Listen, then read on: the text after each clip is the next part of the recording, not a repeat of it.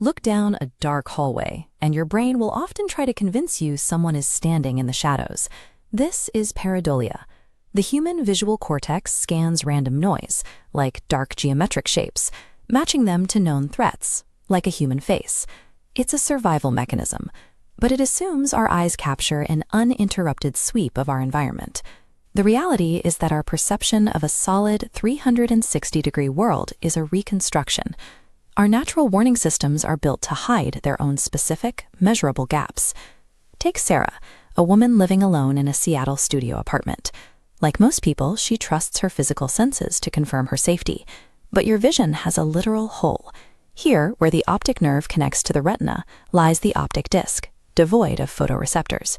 Your brain uses surrounding data to hallucinate missing pieces, painting over the gap with expected colors.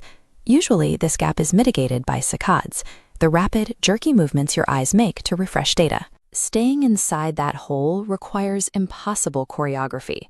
You would have to track the rotation of a person's head and the twitch of their iris in real time, moving in perfect synchronization to remain in the void.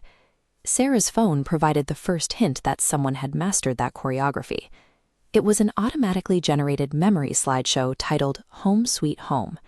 After several photos of her cat and her morning coffee, the slideshow displayed a photo of Sarah sleeping on her couch. The photo was taken from the doorway of her kitchen. In a single-occupancy apartment, she knew she hadn't taken it. Sarah's eyes had failed to detect an intruder by design, but her phone's passive camera had documented a physical breach. Sarah began investigating her cloud storage and found an unlisted folder labeled with a string of numbers. Inside were hundreds of photos of her, brushing her teeth, watching TV, and crying after work, all captured from just outside her field of vision. While Sarah saw nothing, her phone's software was busy mapping geometric grids over every face.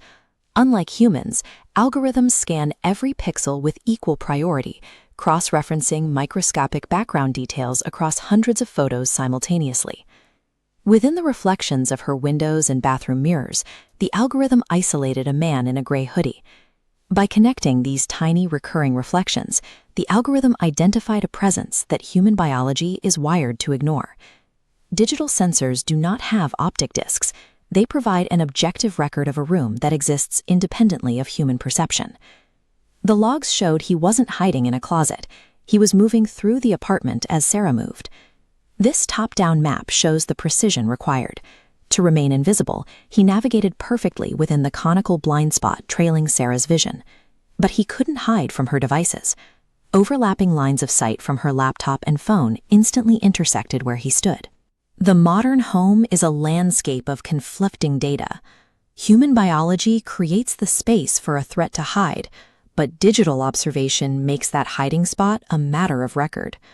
Sarah found one last image at the bottom of the folder. The metadata shows it was captured exactly 10 minutes ago.